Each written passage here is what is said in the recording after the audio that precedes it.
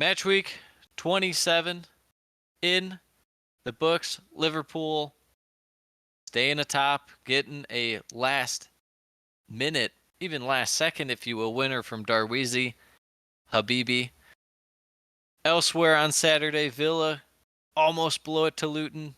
They score near the very end, take all 3 points. Sunday, the Manchester Derby. A shocking banger of a goal by Rashford is canceled out by some Phil Foden magic. Cover all that was from match week 27, including Arsenal's drubbing of Sheffield and everything else that was. This is the Premiership Perusal Podcast. Manchester City are still alive here. Balotelli, Aguero! Back, Fuchs, and the ball in behind Damian Vardy! It's 11! It's heaven for Jamie Vardy! You are an ostrich. Well, your head must be in the sand. Is your head in the sand?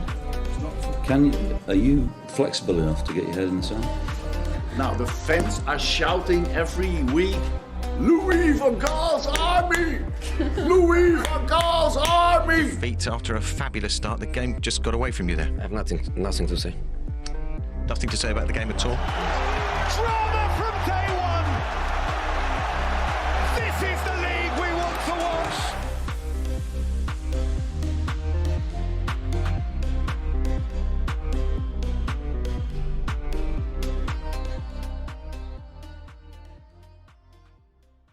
Back once again for the 27th time this season. Barely hanging on by a wire and a cord and a cable and a microphone and a headset. But you know what? We're here. I'm trying to think of the last time we had technical difficulties like that. It's been a good while. We were overdue for it, but that was just frustrating because I was actually kind of able to get ready earlier than normal, and then it got negated anyways by the fact that I'm an idiot. My computer sucks. Yeah, well, you know who's not an idiot? Who? You. Because you said Johan Wiese was going to score. That was last week. No, I'm pretty sure you said once again, right? No. Or did I say Wiese was going to score, and then you said, no, he can't score 2 weeks in a row? Maybe you did. I just remember that you called Kurt Zouma's action. I did. This week. I'm trying to think of who I said for who would score. Oh, I said like Tom Kearney. And you know what? It kind of almost worked for Fulham because they had a bunch of... It was definitely a rotation game for them by then. Everyone was getting in on the fun. But no, I called Wiese the week before and he did score. But he's back to back now. He's big time. He's proper big time. That's true. You said he couldn't do it this game. But he did. Yeah, true. He definitely did. He most definitely did. And he went for like 3 bicycles in this game. And 2 of them were spectacularly bad, and then one of them he put in the net. Brentford and Chelsea, first game. Brentford, really rough first half, Sam. They did not look good. Allergic to possession. Yeah, they needed to get rid of the ball as soon as possible. Chelsea, on the other hand, had probably like 3 to 5 like half chances and then like 1 or 2 good chances. One of the first good chances was Nicholas Jackson being played through, dribbles the goalie, and then has like the weakest shot you'll ever see and is cleared off the line. Yes, indeed. A very weak attempt. Yeah, he did just a wee bit too much on there. If he got the shot off sooner, maybe it would have had a chance, but it was pretty soft. Didn't matter, though, because he scores a few minutes later. Malagusto with a nice little ball in, swinging it in from out wide, right onto Nicholas Jackson's head. Yeah, I feel like there was a number of those just really nice crosses that happened this week leading to goals. Yeah, and even for Chelsea, that's probably their best form of attack when it's not like a counterattack, when it's in possession. If you just get Malagusto swinging in a ball or Enzo Fernandez swinging in a cross, that's probably your best bet. Yeah, I thought it was weird that the announcers said Jackson's not very good at heading. It's like, well, first off, he's not good at finishing, but I wouldn't say that that's just because his heading's not very good. I feel like I have more faith in his heading than him shooting the ball, but what do I know? Did anything else happen before halftime? I don't think so. There's a I lot don't of think so, possession. yeah. First half ends 1-0 Chelsea. Second half, it's definitely a trend for Chelsea. They come out very flat in the second half. Brentford come out actually doing a lot of good work defensively, but as far as the attack, they just kind of really got up in Chelsea and forced the case. And that first goal was not really well worked by Brentford at the end. The build-up was decent enough, but that kind of play at the end where the ball is kind of just pinging around, sitting there, and then Roslev comes in and jams it home. Spoken like a true Chelsea man. Oh, they didn't work it well. Brentford. Hey, I'm not Robin the Williams. I'm Jesse not the one Van. who sits there and has to be like, you have to play perfect football like Pep Guardiola and only score out of possession. I love when teams play crap football and then they get a goal for it because it makes people, especially lately, very upset. No, you have to play to gain expected goals and have more expected goals than the other team. It's true. Oh, Why do we even care about goals these days? yeah, We expected should goals, bro. just change the game to expected goals. So true. Zoomers be like, And then Brentford get their second goal. Wisa with the little bike action. They were really peppering Chelsea for the first, I don't know, 20, 25 minutes of the half. Wisa obviously gets the bike there, and then not much later, they end up hitting the post. It was like the bottom portion of the post, like where it meets the ground. Could have easily had a chance to go up 3-1 there, Sam. yeah, Regulon, not really the guy you want in that situation with the header, but What that's can how you it do? goes sometimes. I mean, You live and die by the system. he's been a good addition at least because they so badly Yes. need any form of They just attack. need they need any width Yes. specifically because all their wingback guys are just toast right now. Um, Chelsea go down, have a couple chances. I did forget in between Wisa and Roslev's goal. Chelsea had a nice counterattack chance, and Cole Palmer put one wide. But Cole Palmer does drop an assist to Axel Disasi, little cross to the back post.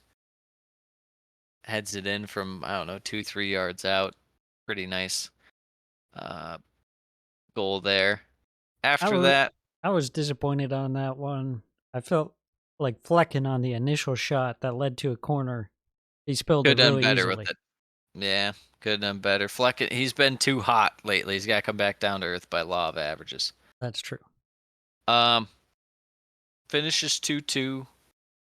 Only thing I really enjoyed about this game was Caicedo actually putting in some insane tackles here and there. There's one he put on Tony towards the end on the edge of the box that was very dangerous and could have easily led to a penalty, and it required a perfect tackle. But other than that, no one on Chelsea stood out maybe besides Gusto.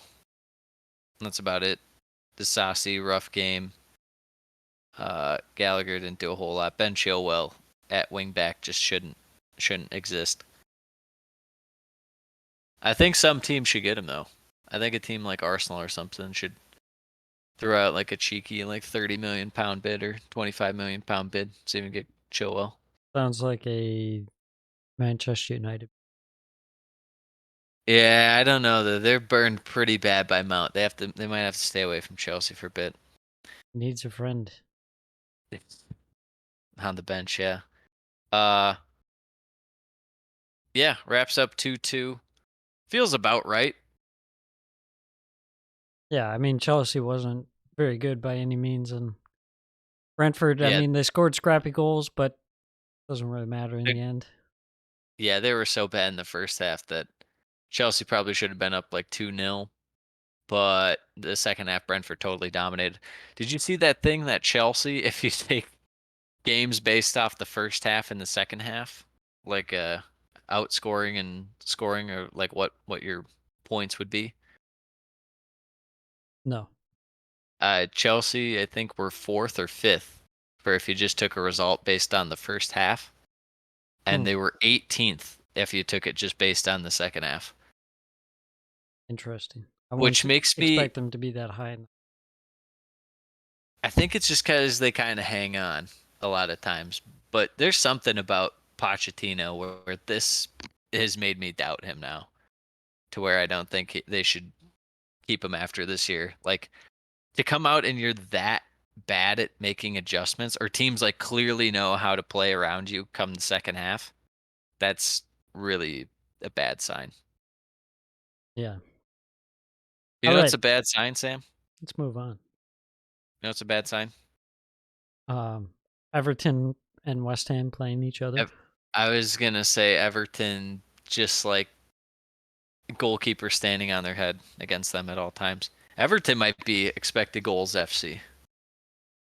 They're near the top in like big chances and stuff. Relatively, I think they're like 6th or 7th. But for Everton's sake, that's kind of high, given what they've been the last couple of years.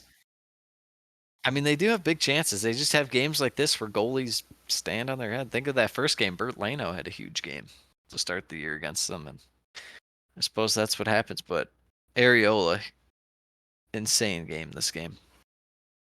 He did indeed. And West Ham, they started off pretty well, showcased that Calvin Phillips is pretty crap and Paqueta is probably much better than Calvin Phillips.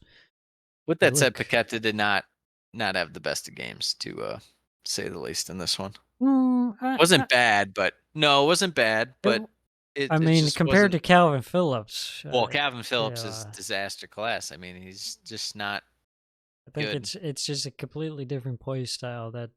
Oh, totally. Allows West Ham to actually play a little bit more attacking. Yeah, it's easier by having him out there as an attacker. It's easier on their defense because they're not just having to be pinned in the whole time. They at least have an outlet to get the ball forward and stuff. So, no, don't get me wrong. It's not like Paqueta was terrible. It's just when we've seen how good he can be, he wasn't at that standard. But then again, he's just coming back from injury. So that is true. We'll see. I was just saying, kudos, Ward-Prowse, a little better in this one. Obviously, Alvarez and Soucek get goals too, but yeah. Main thing of the first half was that Beto miss on the penalty. Yes, exactly. 42 minutes in, handball shout on Kurt Zouma. It's kind of in between, but they gave it after review. Like I said, Beto steps up, puts a weak effort. Pretty easy to save, but Areola gets down, makes a save. Big momentum shift. Yeah, that was a terrible penalty, I'll just say it. As a Beto supporter who said he should be in over Calvert-Lewin, I still stand by that. Obviously gets the goal later on, but it's like that was a bad penalty. It was not good. Goes into halftime 0-0. Second half, Everton with some early action. McNeil testing Areola, and then Everton taking the lead 56 minutes in. And it's Beto, like you were saying, gets on the end of a great cross from James Garner, similar to the Gusto to Nicholas Jackson goal in the previous game. Just dropping dimes. Fantastic. I mean, after that, Areola kept making saves throughout the second half. Oh, yeah. It felt like, West Ham were just honestly kind of, for a little stretch, were held in there by Areola, but then obviously West Ham respond. Kurt Zouma, Sam, you called it. You called it. Lisan Al Gaib.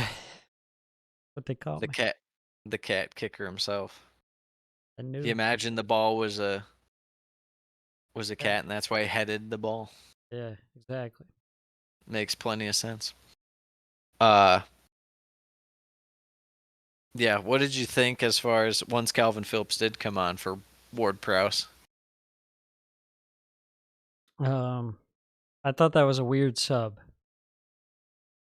Yeah, I don't know because it felt like West Ham didn't really need that help defensively, even though they were pinned in for a large portion. But Yeah, it seemed like they more so wanted to get forward, but yeah, that was weird. But you know what? In the end, it all comes up West Ham. Sushek banger out of nowhere Yeah, Tommy Sushek off the corner. outside the boot. Hell of a Yeah, finish. top bins. What are you gonna do? No way Pickford gets that. No way any goalie gets that. And then the icing on the cake, Edson Alvarez caps off a goal on the counter. Bowen finding him. You know what was great about that sequence is the fact that uh, Garner took the initial corner and it was so shit, and somehow they like reset play and they're like, no, that didn't count. We'll let it go again. The ref blew his whistle because people were pushing and shoving and stuff. They reset, and he has just the exact same terrible corner, and this time it leads to a counterattack goal for West Ham. When it rains, it pours for Everton. That's true. Great chip by Alvarez there. That was a nice finish, that must be said. A little Jared Bowen assist on that. West Ham are the back, Sam. Well, And it by back, wasn't. I mean can finish between 6th and 8th anyways. It wasn't a very convincing performance. I'll say that. No, but I mean, most of their performances aren't really. It's more just capitalizing on the handful of good chances you get, and that's what they do because they have a few attacking players that are That is true. proficient. So defensively, I mean, it came down to just Areola standing on his head. If he's not that good, then maybe you don't have a chance at this. But Everton, they're just bad luck Brian's out there, Sam. Mm-hmm. Just when they think they catch a break from getting those draws, or the 5-point draw, no more. Now they're back down to 16th below Brentford. Yeah, work to be done for Everton. That's for sure. How about Brighton, Sam? They have a little work to do. They got a lot of work to do because they are, I don't want to say fraudulent, but I do want to say fraudulent. Yeah, see, I don't know if they're fraudulent. It's just they have so many young guys. I still stand by a big part of their issue is that De Zerbi just over rotates constantly, and these guys are just in positions that they're not used to being in. Oh, do you mean I like think Jan Paul van Hecke at DM? yes, I do. You know, we were talking about how bloated Chelsea squad is and stuff. They do have a lot of depth on Brighton, but does it feel a bit bloated too? Like, where do they come up in the bloated squad rankings in the Premier League? Are they a medal? Like, are they a top 3? They like bronze medal? Yeah, I mean, I like you see what they're trying to do with the youth guys, but then it's like none of these guys are really establishing themselves, and it's just kind of this carousel of young guys coming in and out and not really impressing. I mean, Ferguson this year has been pretty bad. He's been in and out with injuries. I still have plenty of faith in him, but yeah, he's a this good game player, especially. but Well, yeah, especially this game, he had 1 or 2 chances in behind, and it's like, good God, how did you not score? yeah. I mean, Even one was like offside, but it's like, dude, how did you not score? I think it comes down to the management of De Zerbi. Ultimately. Yeah. Yeah, and it's not even necessarily just the play style that he has, but just the fact that like man management, like you said, as far as getting guys in certain spots. And I don't understand like Lallana playing like he was good this game, but I just don't understand it. I don't understand the Van Hecke obsession that Hey, De Zerbi I've been has there. that the fans have. I I've don't been there. understand. Now we are crapping on Brighton, but there was 1 or 2 moments in this game they didn't look like terrible, but Fulham in the first half was just like running rampant on them, and Brighton would hold possession whenever they lose it, or even when like Fulham would take a minute to kind of just hold possession in midfield. It felt like Brighton's defensive line was like really, really high, like even just when the ball was in midfield. So Yeah. Fulham were able to really get behind quite often. The first goal was your guy, Sam. Rodrigo Muniz. He's popping off. And he finds Harry Wilson. Harry Wilson just upper 90, a little pick. Just how you like it. Yeah, Muniz kind of playing that traditional number 9. Had some good hold-up play in this one. Yeah. Got it out to Wilson. Nice little cut inside. See, I shouldn't have said Tom Cairney. Should have said Harry Wilson. Would have been good. One Should've. of them was due. Yep. And then they turn around, flip it. Rather than Muniz providing, it's Harry Wilson providing, and this time it's Muniz scoring for the second goal. Yeah, nice ball whipped in there from Harry Wilson. Muniz, Rodrigo can't stop scoring. All it took was for Broja to join. Yeah, and then he's like, "Hey, I'm on the team. You should play me." Yeah, I just feel like, with Brighton, their whole rotation, as far as they do just have a bunch of young guys, and it's like, well, who's kind of going today, who's not, and you're just making constant subs at like the 45th minute. It's like, oh, and Cecil's not playing well we have to go with Fati, and it's, oh, Adingra's gonna come on for Lamptey, but I just don't. I guess I just don't get it. There's no With consistency. the plan. Yeah, that's how are you supposed to play well when you're effectively a pinch hitter and you don't when your number is going to be called at all times. So minus Dunk and Webster, pretty much. Even the goalie situation, like the rotation of Steele versus Big Bart, like I don't. Yeah. Yeah. And obviously the idea was that they were rotating guys to save them for the midweek game against Roma. Yeah. Well, And they get 4-0. guess that didn't work out so hot. Yeah, I hate when people, let me get off topic for a second, say that have to go out and say that the Premier League is the best, and then they find the one anecdote where it's like not necessarily the case. And it's like, oh yeah, Brighton lost to Roma 4-0. Still think the Premier League is the best league, and it's like, okay, Brighton was in League One like a decade ago. Get off your high horse. Yeah. Exactly. Roma literally was They in the should Europa be. League final last year. They You should be, morons. Yeah, I would hope so. Brighton's average age of their squad today, I would guess, would probably be in like the low 20s. But what do I know? Goes in halftime 2-0. Second half, Brighton did have chances, like I was saying, with Ferguson getting behind and stuff, but it just wasn't really going.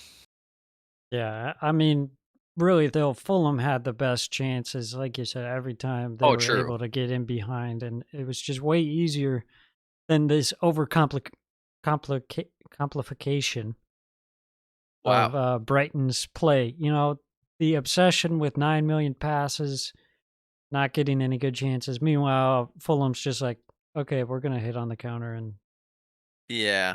The only thing I Play a will say long about ball up. Brighton's play that I respected was the fact that like the very end, like the last 10 minutes, they probably had like 8 or 9 guys in the box at like any given moment. I think that's funny. Just totally overload the box. Your guy Sam Adama Traore caps it off, little counterattack action, gets the goal. This man's hot. He is hot. Goal and assist in the past He's 2 on games. fire. Yeah. Yeah. Yep. Absolutely. So a big 3-0 win for Fulham there. Brighton, I mean, if you count today's game and this game, they've lost 7-0 back in 2 games. So it just feels like there's way more inconsistency with this team than even when Potter managed them. Does it not? Yeah, definitely. Yeah. And it feels like the quality of team is technically better. Because, I mean, obviously Potter started with them last year. But think about Potter's full last season. Like, you didn't have guys that were as good as Matoma right now. Obviously, he's kind of struggling. He's out for the rest of the year. But just in general, as far as even up top, like Ferguson struggled this year, I'd still probably rather have him than like Neil Maupay. Yeah, I mean, imagine like Pedro. if you rolled with the same lineup for like 5 games in a row. Like I feel like the results would be much better. Yeah. Let's move on. Newcastle Wolves, Sam. Tough one. Tough one Game for was a little Wolves. surprising. A little surprising in this one. First off, anytime there's like torrential downpour, all like factors in terms of what you expect go out the window because you just never know. And there's a lot of rain in this one, Sam. But Newcastle were just looking to break kind of early, and they do get that break as Isak ends up scoring. Weird deflected ball from Bruno on that cross/shot. It wasn't even a shot, but I think it was supposed to be a shot, and then it kind of turned across. Mm-hmm. And Isak was there at the back post to tap it in to make it 1-0. Yeah, I think Wolves' big problem in this game is that they didn't really show respect for Newcastle's ability to hit on the counter. Mario Lemina was pushing way too far up, leaving the defense super exposed on the counter too, and that I didn't understand. You know, does Lemina think he's now like a legit goal scorer that he gets to just push up and not play defense? Like, you're a 6, dude. Like, Well, where you this at? this game was just a weird lineup too, as far as rotation goes. Obviously, the 3 center backs out there's not always normal for Wolves, but it's not out of the realm of possibility. But Doyle, Lamina, kind of holding down that kind of a center of the park right there defensively, and then Bellegarde, who's kind of more defensive minded, was a little more attacking to say the least in this one. Sarabia and Neto virtually up top, but I just didn't. Yeah, I didn't care for the look uh, from Gaz in this one, but Yeah, then didn't again, make they're sense. dealing with a little injuries. You don't have Hwang Hee-chan and whatnot. It's just bound to be a little different. So Lamina was pushing it, like you said, and he didn't respect Newcastle enough. Clearly, because they got countered a couple times in this game. Yeah, second goal coming 33 minutes in. Acres of space in midfield for Newcastle to build and get forward. The Jacob Murphy plays a ball across goal. Saw comes out to get it, but can't get a hold of it. Falls for Anthony Gordon for the tap in. Yeah, Kilman and Saw kind of colliding as Saw came out. Couldn't quite get Yeah. the ball. It's just a total mess. Gordon taps it in. Yeah, it was just kind of a weird game. Anything that could go wrong for Wolves. We'll see if Jose Sauce hurt. He obviously came off at halftime. Yeah, Mr. Bentley. Yeah, who knows if he'll have to miss time or not. And the only thing that really stands out in my mind for chances for Wolves was I want to say it was a corner, but Tati had that header chance. Free header. Yeah, and he put it high from like probably 5-6 yards out. I was like, oh, that's not good. Yeah. But that was about it for that first half. Some rotation in the second half for Newcastle. This is probably the ideal game for Eddie Howe. It looked a little bit more like Newcastle from last year, but not quite because I don't think their defense was quite challenged enough, so I didn't see how sharp they were. But yeah, at least their defense was still getting forward. Dan Burn even had a shot from like edge of the box that whistled wide and stuff. So yeah. Second half, Joe Willock had a diving header cleared off the line by Totti. Good chance, and then a couple chances for Wolves at the other end. Fraser and Sarabia not able to capitalize on those chances, though. And then Newcastle with the late goal through Livramento. Very strange goal. He just kept going and kept going and kept going and kept going, and eventually he just kind of squeaked in a pass over the line. yeah, that third goal was, I mean, I don't know what to tell you. It was almost like he got bumped into, and the goalie just like couldn't, Bentley couldn't really get anything on it somehow. But it was a crap goal to say the least for Mr. Livramento. Yes. So Newcastle right the ship with the 3-0 victory. Disappointing for Wolves, but tough It'll be place to go. interesting to see for Newcastle because they could really build off this and kind of really get it going. Chelsea next, then Palace, both away. West Ham, Everton, Fulham, Tottenham, Man U, Sheffield, Burnley, Brighton, Brentford. Very manageable end of season. Yes. Very manageable. Not necessarily easy, but manageable. So I'm gonna have my eye on them, see if they can kind of at least get to 6th, maybe. Get some guys healthy, get some form going. As far as Wolves, can't win them all. What are you gonna do?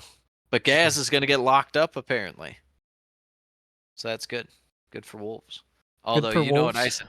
You know what I said a couple podcasts ago. I would love the idea that Gaz O'Neill can just go to a different team every year. Someone that people think are gonna get relegated, and then he just keeps them in like 12th place the whole year. Yeah. I would love that. All right, moving on to the next game, Nottingham Forest versus Liverpool. A lot of Liverpool in this one. Say the least. This might have been the best goalie performance of the year by a Forest keeper. And it still wasn't even all that great, but Sells made 1 or 2 big saves in this one. But Forest were really kind of pinned from the get-go in this. Yeah. Liverpool, plenty of possession, had some chances. The Joe Diaz had Gomez one. and Bobby Clark midfield with McAllister, that was something else. Mm-hmm. They really needed Luis Diaz and Gakpo to do something in this game, and it just was not going to happen. Yeah, Diaz had a couple chances in the first half, wasn't able to capitalize on. Alanga had a rare chance on a counterattack, 1v1 with Kelleher. But Kelleher has stepped up, made this stop on that one, and he's done well in his absence. How long have we been saying that he should probably just have a job as a starter in the Premier League or at Liverpool least fans rotation? were worried. They were like, "Oh, he's been playing so bad." I don't know what those people are watching. Well, that was like previous to him starting this recent run. Yeah, but even then, Like he a kept FA them. Cup or something. Yeah, he kept them alive in that final against Chelsea. Made 1 or 2 really big saves, so that's weird. Liverpool fans always complain about something.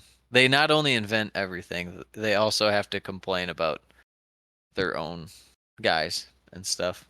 They did invent the fist pump. It's true. It's true. They invented passion. Yes. So, anyways, goes in halftime 2-0. Ooh, no. And 0-0. Second half. Robertson, chance deflected out. Alanga had a chance, put just wide. A lot of Liverpool pressure, as you would expect, but just not able to get it over the line. Yeah, not for a while, to say Not for the a least. while. Not till the very end. They even had to get your boy Jaden Dans out there. Absolutely. Come on down, Mr. Jaden Dans. All kind of popped off in the added time. Nunez had a header saved, and then a chance deflected off of Murillo almost went in. Then there was a chance for Gibbs White at the other end, but Van Dijk coming up with an important block. There was huge. Some controversy on a injury when the ball was put out of play, and then Liverpool were given the ball when they shouldn't have been. Mm-hmm. In the lead up to the goal. I'm not so sure. Like I understand. Yeah, people are saying time wasting. It's not like it was full on time wasting, but it wasn't. And it's also like it happens all the time. I don't think that really impacted the fact that they conceded the goal. Yeah, no, it was always going to be pressure. It's just a matter if they could hold up. Yeah. speaking of the goal, 90+9, Alexis McAllister just lifting up a ball over the back line of Forest onto the head of Darwin Núñez. He didn't even get that much on it. It was just perfectly placed in terms of that far post side netting area. Yeah, absolutely. Absolutely. Just did enough to guide it in. And of course, Liverpool, they find a way. They find a way.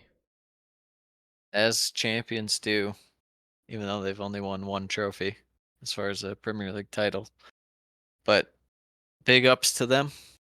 They were able to get it done. Forest, you kind of feel bad because they thought they could grind it out, even though their defense wasn't spectacular. It was more kind of Liverpool letting it slide. But you're right. I mean, we talked about what it would look like without solid AFCON and stuff, and we were talking about who would you want if I gave you a pair of two, and who was it again? It was Darweezy and Gakpo, or Jota and... No, it was Jota and Darweezy and Gakpo and Diaz. And you picked the Darweezy combo, and look at how that's turned out for you, Sam. I'm a genius. What can I say? Even though Jota's out for a while, so you still picked right. Always. Well, we'll talk about the other games, and I'll ask you how you're feeling about Liverpool. Yeah, moving on. Moving on. Tottenham versus Crystal Palace. It didn't feel like a game that would have 4 goals in it. That's all I'll say. No. I mean, first half, not a whole lot going on. Biggest chance is Timo Werner in the 18th minute, getting in behind one-on-one with the keeper, tries to round Sam Johnston. But You Sam can't round Johnston, Sam Johnston. Yes, he is a brick wall, a stone wall, some might even say. Timo Werner just, oof, it's hard to watch. It is hard to watch this It's guy. the Timo Werner experience. What do you want from him? Yeah, it's brutal. You know what you're getting. He is what he is. Yeah. He's a pacey boy, and yeah, he can't shoot. Yeah, But he does later in the game. So, as far as Palace go in this one, they're bound to be a little more defensive in this game. I get that, but their attack was very dire. They settled for a couple long shots in this one, but otherwise they were pretty much around their own box and midfield for most of the game. Yeah, I haven't seen anything, anything in terms of like a new manager bounce in terms of the way that they play so far. This one, I think that just goes to say that they need to revamp the squad a bit. Yeah.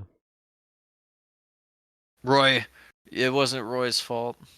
I mean, it definitely was a good chunk of his fault, but at the same time, if you don't have Elise and Etse out there, it's going to be tough. Even if you just have one, it's like, okay, well, you might manufacture 1 goal, maybe 2, but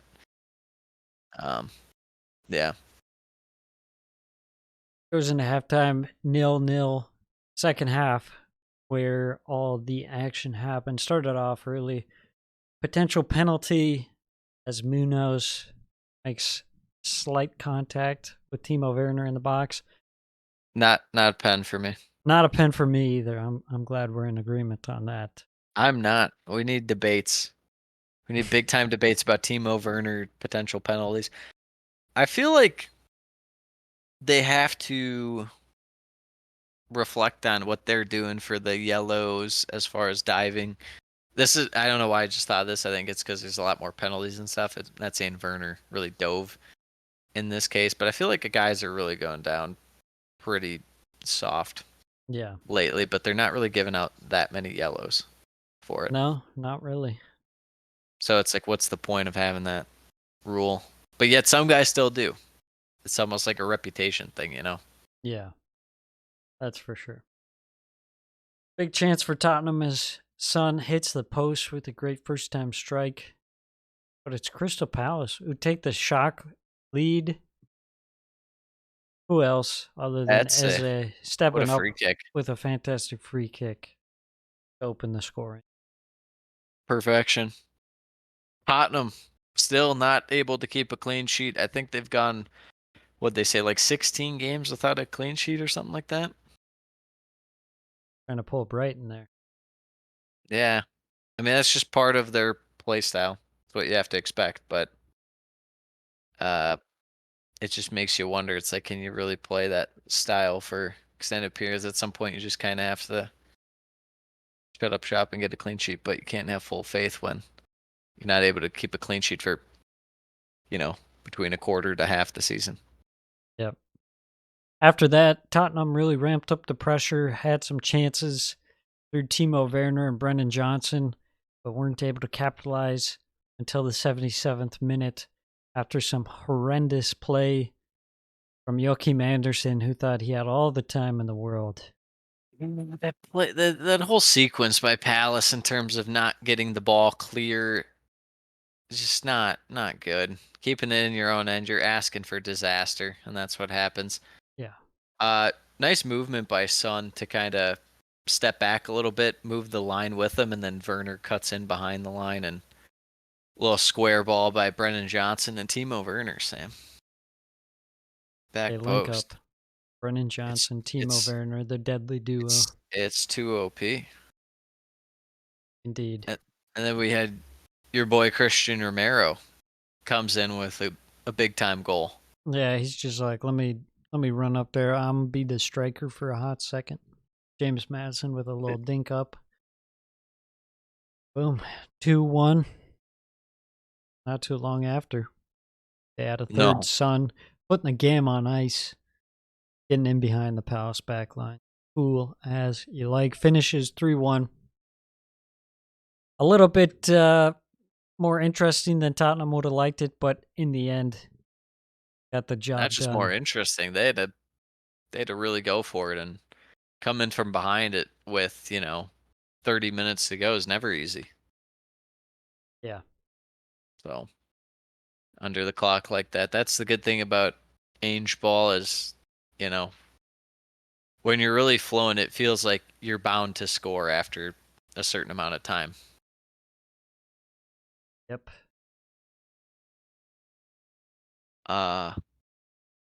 Yeah, so you're not really feeling the Ollie Glasnar vibe until they get some new guys in.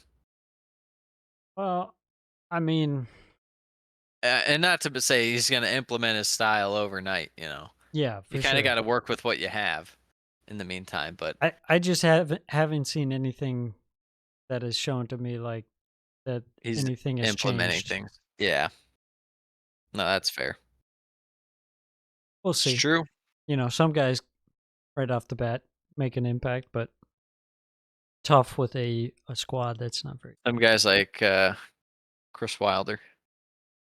No, just kidding. Yeah, More like Unai Emery. Am I right? From Stevie G making instant impact last year. indeed. Speaking of Villa, they went to the Ken. And things got interesting at the Ken. Wasn't it? Yeah, Luton came out pretty flat in this one, to be 100% honest with you. They did, but you know what? They never give up. No, their motto is it's not how you start, it's how you finish, and they're proof of that. But Villa looked really nice early on, especially in midfield. Good job as far as holding shape and moving the ball and whatnot. And Ollie Watkins, I mean, what else is there to say, Sam? He's so good. Yeah, he cannot be stopped. Pretty easy from that corner, though. Not a whole lot of competition. Obviously, Luton, too. A lot of injuries. Amari Bell went down early, too. They have, no center backs left. But you know what? You find a way. You always find a way. You have to, especially when you're Luton. Another injury, too. Jacob Ramsey having to come off in the first half. Yeah, then Morgan Rogers coming on, the young guy from Middlesbrough. Villa haven't really had a ton of injuries this year for how deep their squad is. Obviously, they Pau Torres went out for a while earlier in the year and whatnot, but it hasn't been too bad. Obviously, Diego Carlos has not been there the full year either, but they're so deep that it doesn't matter. Right. They prepared the squad. They prepared the squad all right. Ollie Watkins prepared Luton when he scored. Initially called offside, and then they had to do the review and make sure it was good to go, and bada bing, bada boom, Sam. Yeah, Villa catching Luton sleeping on the quick free kick. But you know what? Ollie Watkins, he takes those. 2-0. Yeah, it just kind of encapsulated how Luton played in the first half, but yeah, after that point, it was Luton turned it on in that second half. Yeah, second half, Luton, they came out, looked better. They were getting forward a bit more, being a little more courageous, getting balls in the box. They grab one back 67 minutes in after a scramble in the box. Heath Chong is able to just get the finishing touch on it. That's all you got to do. Doesn't have to be pretty. Yeah. Yep. It was like four guys could have scored it on the goal line, and then somehow it was just him who was the final guy who didn't have anyone in front of him. Yep. 5 minutes later, Luton grabbed the equalizer from a set piece, finished off by Carlton Morris. He's been in pretty fine form himself. Yeah, and this goes back to our point earlier in the year where like they weren't playing him, and it was like, why aren't they playing him again? Especially when your playstyle is so like set piece dependent too. Yeah, it was very odd. Well, and not to mention he converts his penalty, so yeah, that was head scratching to say the least. Yeah. Villa in search of the late winner. They find it 89 minutes in. They retake the lead with a goal from Luca Digne. The header at the back post. Cross coming in from Moussa Diaby. Villa walk away with all 3 points. Another devastating defeat after a courageous performance by Luton at home. Just can't seem to convert these performances into points.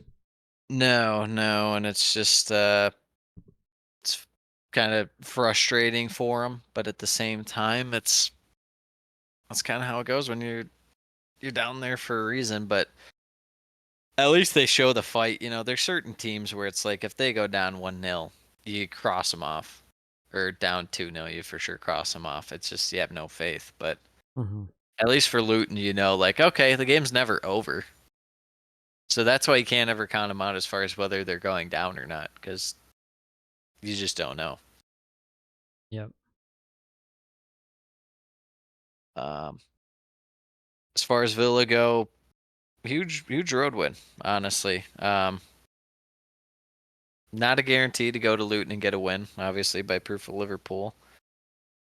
But hey, they were able to do it. Yeah, they keep on rolling. It was like a must win, because I don't see Tottenham coming out of form anytime soon. The thing I'd say about it is it's kind of another game where they let slip out of their grasp. They go up 2-0 in the first half, and then they allow the other team to come back just like they did, in the Forest game. It's like these shouldn't be as hard as you're making these games, True. Very true. But at least they're getting the results.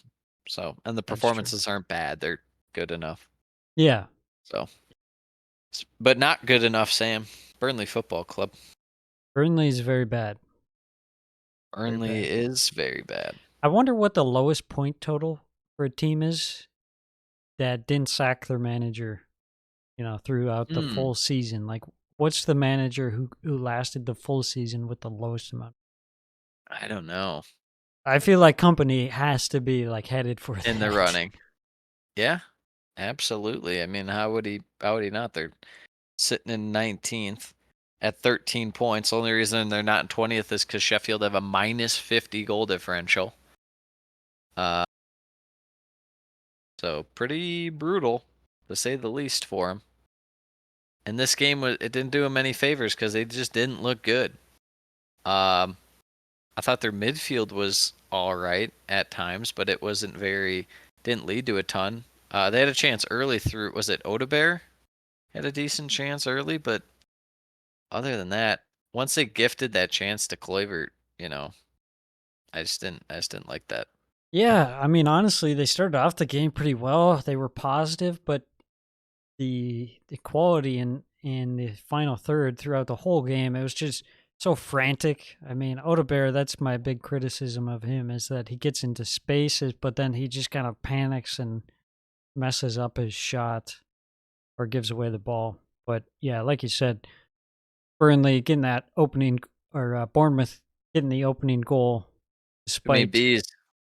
Yeah, exactly. Despite not having the best start to the game, Adam Smith springing forward, Kluivert the ball up.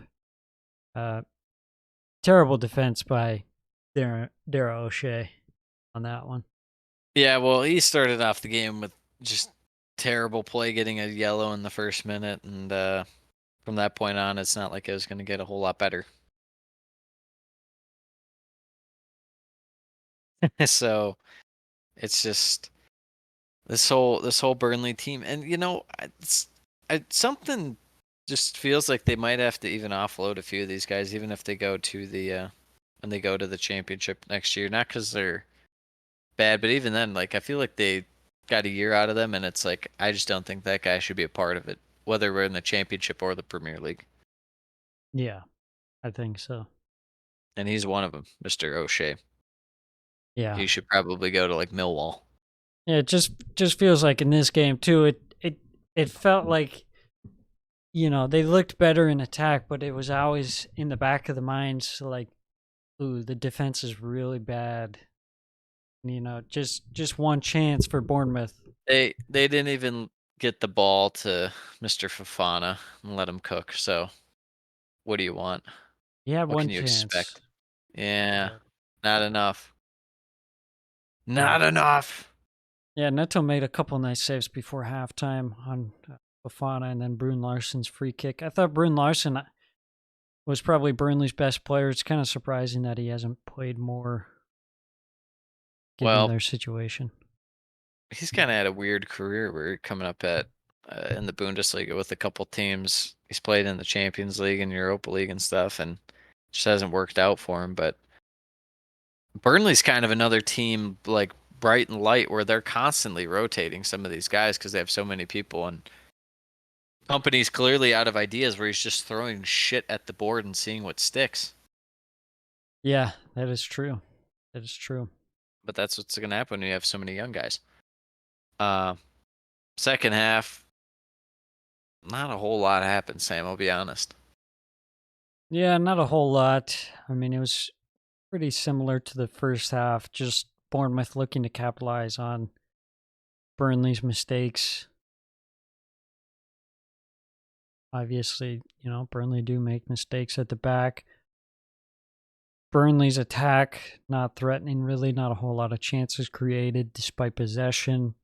Semenyo had some chances that he didn't convert until 88 minutes in when he finally scores after cutting inside and scoring with a nice finish. But prior to that, it didn't look very good.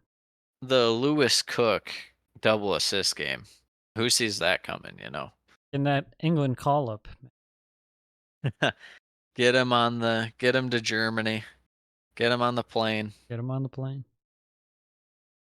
So, yeah, 2-0 to Bournemouth. Bournemouth, they needed that win. Almost expected, yeah. Almost expected, to be honest. It was, like you said, virtually needed. But Burnley, we've said it for how long? It just doesn't feel like there's any hope for him. Yeah. What is there to look forward to? Maybe you get one marquee win to end the year against, like, I don't know, Chelsea or United or someone, I don't know. But Pretty terrible. Mm-hmm. Well, looking at Burnley's matches remaining, they still have to play Tottenham. They play them the second to last week, and the only reason I'm surprised by that is they played Tottenham in the third week of the season. Doesn't really happen that often where the gap between when you play another team like that is that far apart. Like polar opposite start and end of seasons. No, If just you me. say so, I don't know. I don't I really feel like pay that attention never to happens. those things. I feel like that never happens. Moving on, Manchester Derby. I had to ask you as it was happening. I'm like, where does it rank among like the Premier League derbies? Because it's just not. Not only is it not good in terms of like play style and stuff, like the atmosphere, whether it's at United or at City, like it's just not. I don't know. It's don't get me wrong. I'm not saying it feels like Brighton and Crystal Palace, but even then, that might be a little better. It just feels like, I mean, there's such a gap in quality between United and City, but it's not even that. I mean, there's derbies where the gap in quality's like that, We've but got it's to the still, point to where I think like even Chelsea Tottenham is like a better oh yeah, rivalry somehow. yeah. I mean, If- I don't It's know. just weird. Anything with City is just Like lifeless. what game for United feels like the biggest these days? Still Liverpool? Yeah, Liverpool. Okay. I don't know if Arsenal could have snuck in there. I mean, United little bit. Liverpool is like 100 times the game City United. Oh, 100%. City, as far as rivalry, same. It's just Liverpool just because they're the two top teams. Is it anything else? I don't even think so. I guess, I don't know. There's not really any Does rivalry. anyone with care City. enough to have a rivalry with City? No. Hence why most neutrals cheer for him by the end of the year. Starting off this game, City some decent chances early, but it's United who opened the scoring. Marcus Rashford, Sam, Yeah, with an absolute blast. probably Little counterattack action for United and lay off to Rashford. He just smashes it like a box of lemons, Sam. Yeah, probably the most unexpected goal that you could think of in this game, given Rashford's terrible form. Not surprising the way that That's United have set up in this one, but that's kind of how United scored a lot of times. It's just like the most random, unexpected goals. yeah, Their most expected goals. If you had to bet your life on how United were going to score, I told you they score a goal in a game. What would you say? Like a McTom header, a Bruno pen, a Garnacho curler? Like I don't know what you would say. Don't know. Harry Maguire, McGuire. Like I just don't know. I don't know. What did you say it was? You didn't have an No, answer? I'm There's at a no loss. there's no consistency to it. That's why you just can't have faith. After that, City really calming the game down, holding the ball. I mean, the big chances in this one early kind of fell to Holland, and he still wasn't able to capitalize. Yeah, he did look That rough. one, I think it handcuffed him a little more than people think because he was so wide open. But where he actually kind of had to shoot the ball from, it was in a weird spot. But when you're that open, I mean, you think it's going in, especially when it's Holland. Yeah.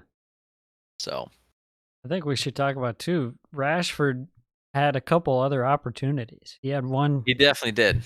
where he could have gotten in behind, but his touch let him down, and then he had a second one where I forget what happened if he just put his shot wide. But I remember him having two more chances. Yeah, and they weren't, the most clear-cut, amazing chances, but they were good enough to where if you get one more, then you do have City on the ropes up 2-0. You know, that's the same thing that happened with Chelsea when they played City. If Chelsea, people sat there and say, oh, City played way better than Chelsea. It's like, well, if Chelsea got that second one, which they easily could have, that I wouldn't say dagger, but it feels pretty dang good to be up 2-0 at City, because then Pep's sipping the water bottle and you have the momentum rolling. But I would just like to say, Sam, I don't know. Are we sure that Man City doesn't keep Grealish and like sells Doku, or what's the plan there? Well, I can tell you Doku ain't it. Yeah. But I called his Grealish one good game. I tried to tap into that well again, and it was not going. is He has Grealish one the move. next Calvin Phillips? No. I think if Grealish went to He's in Pep jail. another top 6 team, I think he'd be fine. In Pep jail. Yeah, well, that's how it goes. There's just been other guys in Pep jail. Next thing you know, he's gonna call him fat. Well, that's brutal. What can you do? All I know about is that in this game, Kevin De Bruyne was not as present as he's been lately, to say the least. Yeah, I mean, it still felt like City, we're doing enough that. Oh, for sure. But I was just saying, with De Bruyne, I think it's just kind of one of those things where he's one of the best players in the world, and it's because of what he does over a campaign. But it doesn't mean that he'll show up in every big game, Yeah. Can't ever bank on him for that. Thought Bernardo Silva was really solid this game. Obviously, Foden. He gets the first goal in the second half from Rodri. What a goal it was, too. That was so nice. That was fantastic.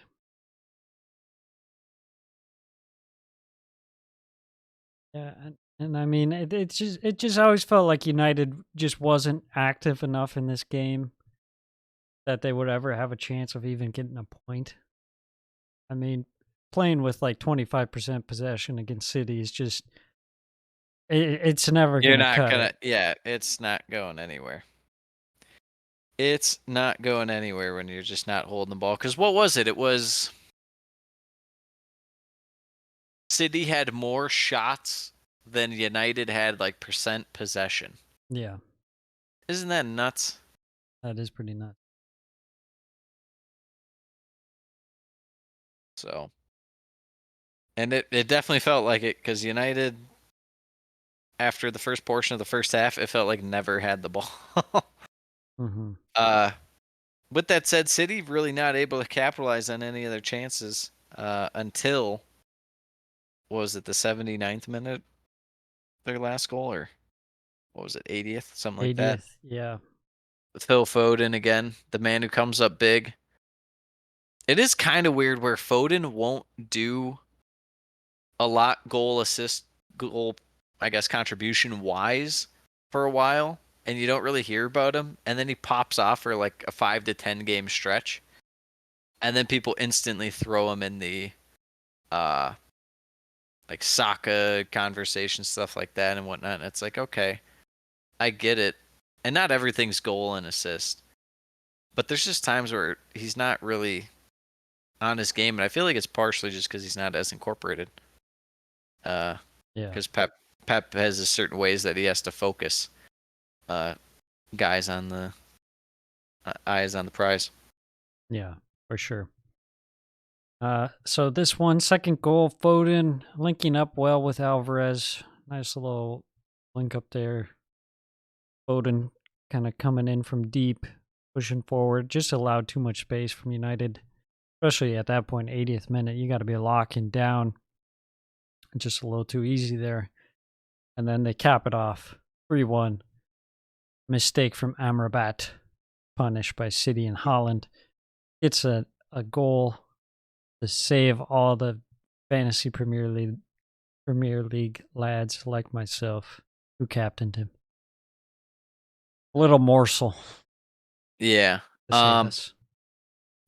That's, Chads like me can't, relate, because we captain Ollie Watkins out That's here. True. What was I gonna say? I mean, United, it's honestly incredible that even though they parked the bus, and that they were able to hold on as long as they were, with Johnny Evans being out there, and then you take Johnny Evans off, and it's what was his name, Kambwala, Campbell-Walla. I thought that was Yeah. such a weird sub. I mean, what else are you gonna do? And then Amrabat coming on and just completely throwing the game away. I mean, that was insane. They just shouldn't play that guy like ever. I'd play any youth guy over him. He's just not a Premier League quality player, Mr. Amrabat. So, United all once again in the Manchester derby. City cruise on another 3 points heading into the big matchup next week against Liverpool. But one final game, if you can even call it that, Sheffield United versus Arsenal. Why can't Arsenal run up the score in that one? In this game against Sheffield United, you're saying? Yeah. Yeah. Like they literally got to 5 and then it was halftime and then they came out and scored a 6-1 right away. And then they just stopped. They're like, all right, we'll hold the ball. Well, what can you do? What can you do? I want to see 9-0s. It shouldn't just be Southampton who gets 9-0'd.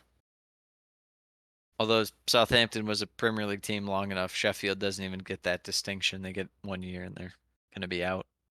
That's true. Yeah, my God. What even from like the first 30 seconds, yeah. Arsenal. Arsenal had chances. Over. Odegaard had plenty, or had one real good chance, and then he actually gets a goal in the 5th minute. Kai Havertz fanning on the ball. Arsenal fans saying that he purposefully moved his foot out of the way. Oh, he did. Hysterical. Nice finish by Odegaard. Good thing he's on my team. We needed him out there. Big plays by him. Big plays. When in between what goals did Saka hit the post? Or someone hit the post? Yeah. Was that between the first and second goal or second and third goal? No, that was like a minute in. Oh, that was the one that was a minute in. Saka rang one off the post. Okay. Yeah, and then Arsenal just got to the end line like so easily. It was crazy. Same with this second goal, which ended up being an own goal off Sam's guy, Jaden Bogle. Yeah, Austin Trusty was having a rough go with Saka. Yeah, the American. He got cooked. He got cooked. He might have had it lower than a 3 for a score, if you ask me. Maybe like a 2. I think everyone on that team deserves a 1. You know what's hilarious is last week you saw the little shoving and fighting and stuff like that, and then they come out and lose 6-0. Like, I don't know what to tell you, man. They just probably shouldn't be a team. They should just have to forfeit the rest of their games. It reminds me of the last time that they were in the league and they just didn't even look like they could compete. Yeah. Yeah, especially I remember their attack last time was like so bad with McGoldrick and stuff. Brutal. Arsenal get a third Martinelli from Kivior. And you know what? That was enough for Chris Wilder. He said, Ben Osborne, come on in, son. Have a pint of this. And then Arsenal proceeded to immediately score again. Kai Havertz this time from Martinelli. They just kept turning it over. Also, I think it was the 4th goal where Havertz scored, but I think it was Jack Robinson tried to commit a terrible foul. No, that was Ahmedhodzic. Yeah. Yeah, it just like completely throws him to the ground. Throw him to the ground. It's like, bro, what's up with that? They're not going to stop play. You're getting they're not going to stop play here. Just a heads up. Like, they're going to get a advantage played, and then they're just going to score. So what's the difference? That guy might be the worst player to ever play in the league. Ahmedhodzic. What about your guy Ben Gibson? Ben Gibson. Or what was his name on Norwich? Gibson. Something Gibson. Gibson. I mean, the center back. Yeah, that's true. I forget who that Although, was. yeah, Was it Gibson? it was something like that. Ahmed Hodzovic, he is up there for he stinky sucks. player of the game. Yeah, they didn't do our boy Gerback any favors. I think he had one save this game. It was in the second half because Arsenal just started popping shots from distance. Right before halftime, Declan Rice adds one from Bukayo Saka. Too easy. Declan Rice celebrating. Are you kidding me? What are you, Roberto De Zerbi celebrating against Oh, we got the Sheffield United? celebration police over here. Yeah, not against Sheffield. Yes, against Sheffield. They deserve it. They deserve to feel bad. That's why I'm saying Arsenal should have dropped 10 on their head. Why did they not keep going? I'll speak to Mick Arteta. 3 changes at halftime for Sheffield that changed absolutely nothing. Including William Asula coming on. He must be really good in training Must be. for him to keep playing. Ben White gets a goal with his weak foot, a very nice curler, side netting. A little action there. That was class. That was. And like I said, Arsenal just popping shots at the end, nothing crazy. Finishes 6-0. That game sucked. Yeah. What did I text you about in that game? Like, because I watched it like a day ago. I was like, what is Sheffield doing with their lineup? And then you just reply back with Tom Davies or something like that. I was like, oh yeah. I was like, yeah, that sounds about right. It's just Sheffield and Burnley need to get out of my life right now. Yeah, very bad teams. Very stinky teams. All right, Sam, what are you thinking for the title race odds right now? I think it's kind of like 50-50. I think I'm leaning City. It seems City and Liverpool City. both kind of have like the plot armor, right? Like they just seem to freaking find a way. I'm still leaning City. I'm gonna go Man City win it, but this game this week is gonna decide so much. 2 massive games this week. Let's get right into it, Sam. Matchweek 28. This is not one of the massive games. Manchester United, Everton. No, it's not. Is this one Everton could steal though? Yes. On a scale 1 to 10, how good do you feel about them stealing it? Because remember, Everton was hot earlier, and who was the team that stopped them? United. Why did United stop them? Because Garnacho hit potentially the goal of the season. In like the third minute. I'm gonna say there's a 40% chance that Everton. Wow, that's pretty good. I'm gonna go with a boring 1-1 draw. 2-1 Everton. Very nice. Bournemouth Sheffield. This is also not one of the important games. Bournemouth get Burnley and Sheffield back to back. How about that? That's pretty nice. That's like a that's 2 spa weeks retreat. off. Well, first off, who do Bournemouth play next? Just so we can say who they play after that. Luton. That's pretty tough just for the fact that Bournemouth will pretty much have 2 off weeks. I'm gonna say another 2-0 for Bournemouth. They did to Burnley. I'm gonna go with a 3-1. Senesi got hurt in that game. I don't know. I didn't see any news about him. Did you? No. Okay. Doesn't matter. Sheffield United. Well, I know, but just for like if he's out for the year, I mean, Senesi's potentially been Bournemouth's best player the entire year, besides Big Dom. So, you mean Lewis Cook? Lewis, the let him cook. His middle name or his nickname is Let him. It's just Let him cook. Palace Luton. Could this be a little Ollie Glasner? Get some results rolling here. He has 1 win and 1 loss. So 3rd game in at home against Luton. Like if I don't see anything here, like some semblance of improvement, then I think I'm just gonna be out. Out on Mr. Glasner. At least for this year. Okay. Luton played pretty well last game. It feels like when Luton gives it a go, next game they're bound to be a little worse.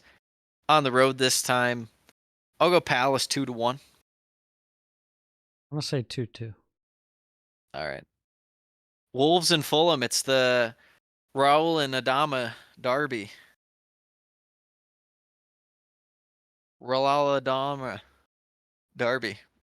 Yeah, this should be a pretty interesting game. Wolves coming off that loss to Newcastle. Fulham coming off a big win against Brighton. I think it's going to be a very grind fest game, especially in midfield. Probably a lot of missed big chances in this one, and then like a couple goals that really come out of nothing, or they're just class for no reason. I'll go 1-1 in this one. I'm gonna say Fulham squeaks out a win 2-1. Ooh, I would have leaned Wolves over Fulham, but I like that. Arsenal Brentford. I feel like Sam, Brentford here to tell you, will make this harder than it seems on paper. I don't think so. I just watched Brentford, and I'm here to tell you, they're pretty stinky. It's possible. I think that they might concede a goal off a set piece or something, even though Arsenal are good at set pieces too. But you just never know with Tony. This Tony slander, I don't know what he's done to deserve this. To where teams can just sit there and be like, yeah, you know what, Ivan Tony's not even that great. To where it's just, it honestly bothers me. Even though I'm not a Brentford supporter or anything, it's just very odd. I'm going to go Arsenal 2-0. I'll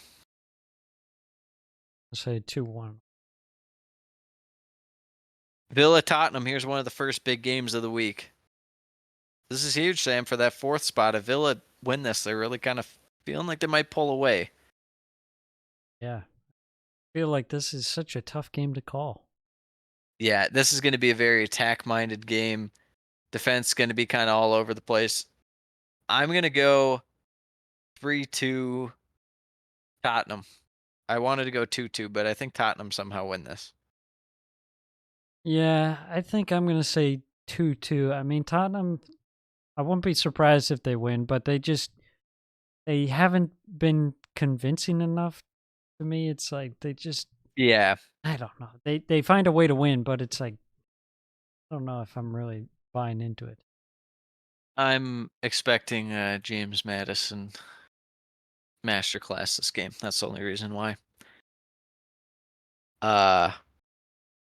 Brighton and Forest.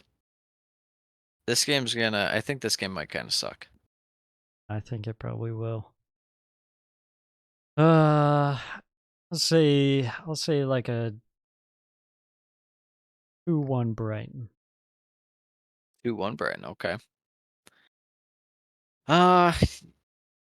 I'll probably go, God, it's on the road.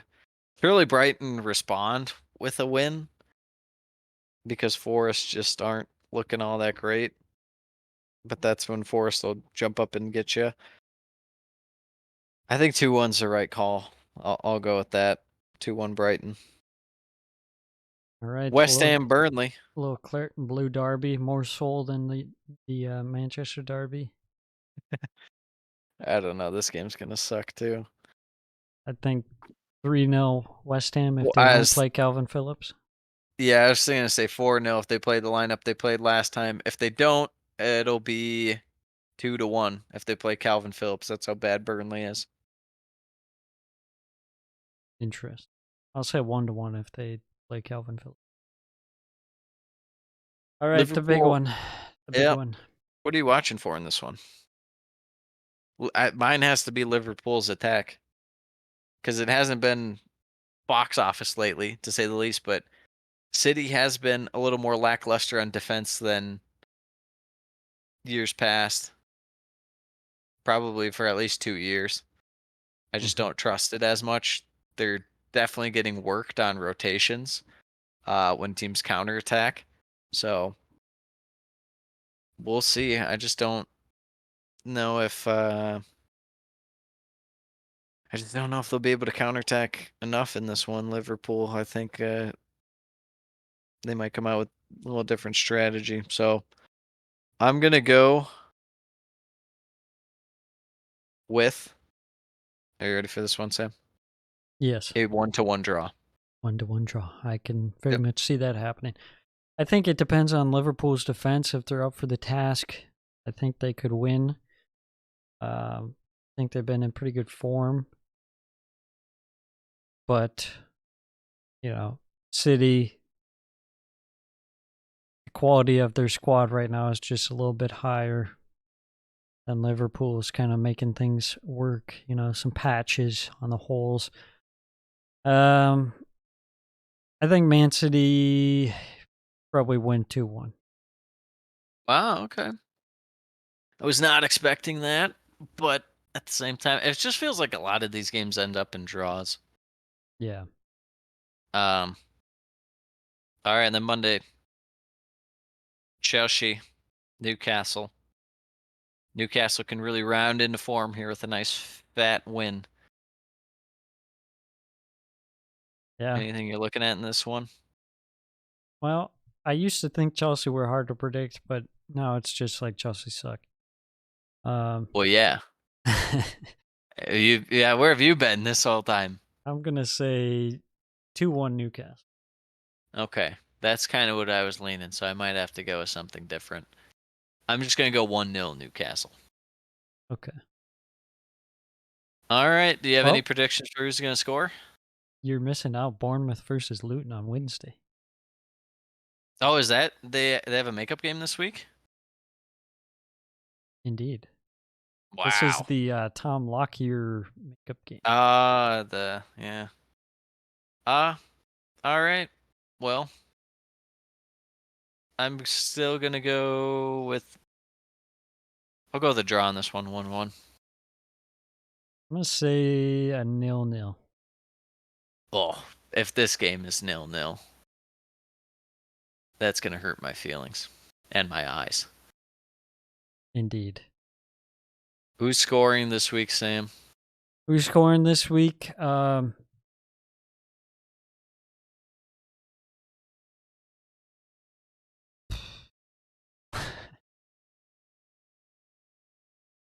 Who's scoring in Wolves Fulham? Who's scoring in Wolves Adama Fulham? Traore can't be stopped. He can't be stopped. Can't stop, won't stop. I was gonna say Evan Ferguson's gonna score against. Ooh, that's a spicy one. Yeah, that's pretty good. All right, well, that'll wrap her up. Keep on hatting, keep on perusing. We'll see you again next week. Adios. Mis amigos. Bye.